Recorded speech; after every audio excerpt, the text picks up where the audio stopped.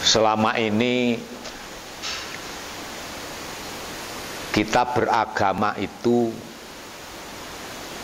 terikat oleh tulisan, yang orang kemudian menyebutnya sebagai syar'i. Ketakwaan itu kemudian dipresentasikan dalam simbol-simbol. Jadi sampai muncul sekarang kuburan syar'i. Nah, banyak gitu. Perumahan syar'i, pakaian syar'i, ya. Pergaulan syar'i. Apakah itu agama? Apakah itu takwa? Nah, jadi gitu. Selama ini kita terjebak oleh itu sehingga terjadi kelompok-kelompok yang mengkhawatirkan. Sehingga kita itu terbawa emosi agama. Emosi agama itu jaminannya kematian. Yang bahaya kan itu. Karena apa? Emosi agama itu orang lebih baik mati daripada hidup tidak beragama itu. Tapi apakah benar pengorbanan yang kayak itu? Nah, ini nih. Problemnya Islam di sini. Pemahaman. Jadi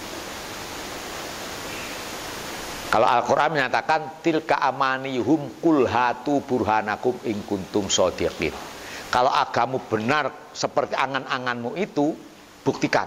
Nah, buktikan. Seperti kita mengaku iman. Bukti real dalam kehidupan itu apa? Kerja-kerja iman namanya. Makanya di sini sebutkan kandungan hadis yang berbunyi ittaqillaha haitsuma kunta wa atbi'is sayyi'ata alhasanata tamhuha. Kemudian rincian hadisnya, penjelasannya termasuk hakikatut takwa itu yang kayak apa, realitas perwujudan takwa itu kayak apa. Makanya kemudian turun firman Allah, laisal birro antuwallu wujuhakum qibalal masyriqi wal maghrib walakinnal birro, di sini puncaknya nanti, man amana billah. Satu. Laisal birro, tidak ada kebajikan sama sekali kalau hanya mengandalkan antuwallu wujuhakum, kalian hanya berbangga dengan menghadap ke barat atau ke timur. Nah itu bukan simbol keimanan orang menghadap ke barat dan ke timur. Karena apa? Bani Israel itu sholatnya menghadap ke barat, kalau orang Nasrani ke timur. Jadi saling membanggakan itu. Kemudian Allah menegaskan kepada baginda Rasul, kamu tidak usah ragu. Karena kebanggaan, simbol keimanan itu bukan ditandai karena kamu aktif menghadap ke barat atau ke timur. Walakinnal birro man amana. Kebaikan itu dasarnya iman. Iman kepada Allah. Kalau iman kepada Allah, apapun perintahnya, ini kita tidak perlu bertanya sudah. Itu. Kalau dalam Al-Baqarah sebutkan kan,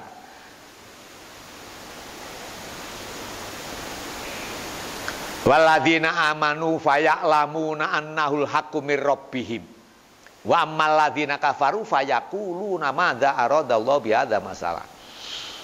Jadi ketika Allah melontarkan contoh kehidupan dengan contoh nyamuk, dengan objek nyamuk, orang Islam menerima, kalaupun toh itu memang Allah yang bikin, kita tidak ada problem sama sekali. Tapi orang yang ingkar,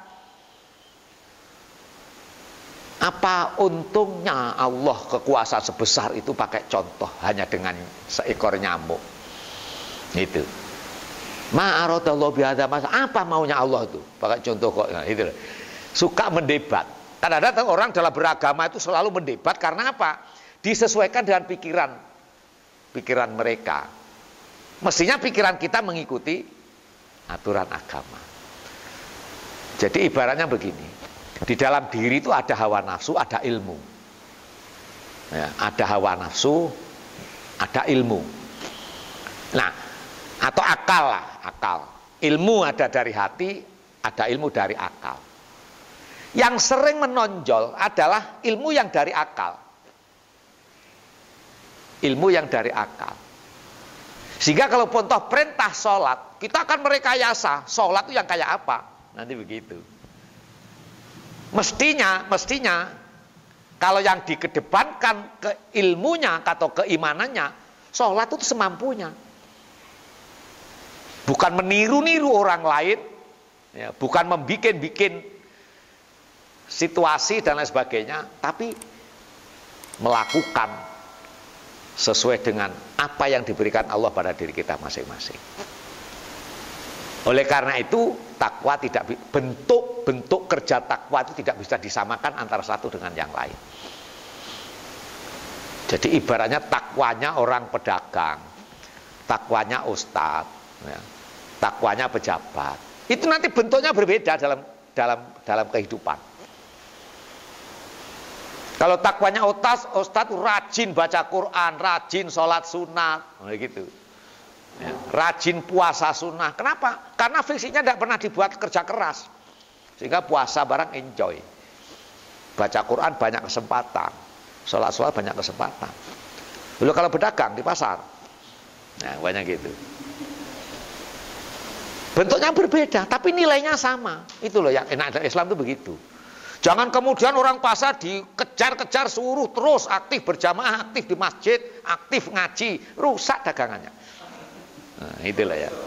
Nah, ini apa namanya? Makanya bahasanya itu at-taqwa. At-taqwa itu sulit diterjemahkan dalam kalimat keseharian. Makanya tetap khutbah Jumat ya ittaqullah, ittaqullah, ittaqullah. Pol nanti definisinya imtisalu awamirillah wajtinabun nawahi. Kalau diterjemahkan mengikuti perintah Allah, menjauhi larangan. Pertanyaan berikutnya, perintah yang mana? Nah, itu.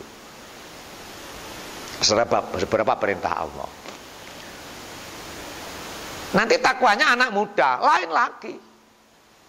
lagi, gitu. Makanya kemudian kita tidak boleh saling menilai. Wah kamu, nah ini yang nanti ya, menilai. Jadi hati ini harus bersih lillah. Tidak ada kaitannya dengan perilaku orang lain. Kita kan sering toh menggantungkan hati dengan kelakuan orang lain. Wah itu gini, itu gini, itu gini. Tanpa sadar kita terpengaruh, iman kita tenggelam. Jadi kalau dengan iman tidak peduli, tidak mengganggu komunikasi persahabatan, apapun kelakuan mereka, karena kita dikendalikan oleh iman. Tapi kalau kita dikendalikan hawa nafsu atau akal, maka kita akan terpengaruh menilai. Kamu masih bujang loh, dah gini. Itu repot udah itu.